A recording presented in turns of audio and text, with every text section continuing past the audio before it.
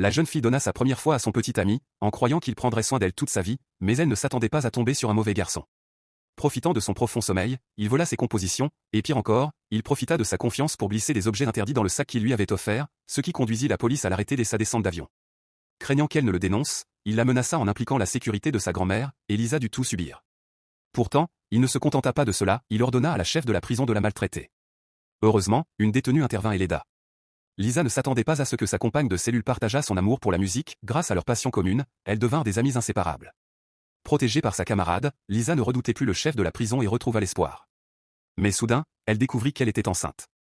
D'abord elle voulut avorter, mais après avoir consulté sa grand-mère, elle changea d'avis et donna naissance à un garçon. Pour son avenir, elle décida de confier l'enfant à sa grand-mère, sans savoir que cette décision allait attirer la catastrophe, tous les déplacements de la grand-mère étaient surveillés par des hommes liés à la prison. À peine la grand-mère était-elle rentrée chez elle qu'on tira sur elle, c'était l'oncle de l'ex-petite amie de Lisa puis on emporta l'enfant et on fit exploser la maison. À l'annonce de la nouvelle, Lisa fut submergée de tristesse et de colère.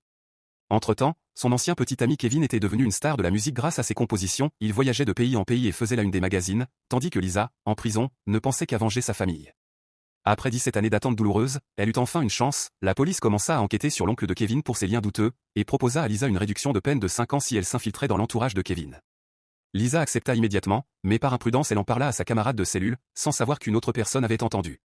La nouvelle se répandit vite, on disait qu'elle allait devenir une espionne, et l'information parvint à l'oncle de Kevin qui ordonna qu'on la fasse taire. Le chef de la prison donna à Lisa un verre empoisonné, elle ne se méfia pas, noyée dans la joie. Malheureusement, sa compagne but avec elle, et toutes deux s'effondrèrent. Quand Lisa reprit conscience, elle se trouvait à l'hôpital sous la protection de l'inspectrice Gilles, on lui annonça la mort de sa camarade et on lui révéla l'esprit machinateur derrière le complot. La police décida alors de déclarer officiellement Lisa morte afin de tromper Kevin et d'écarter tout soupçon futur. Peu après, Lisa quitta la prison sous une nouvelle identité, Gilles lui remit une carte d'identité de productrice musicale. Elle suivit un entraînement intensif pendant 6 mois, à l'issue de cette période, Lisa fit le premier pas réel sur la route de sa vengeance.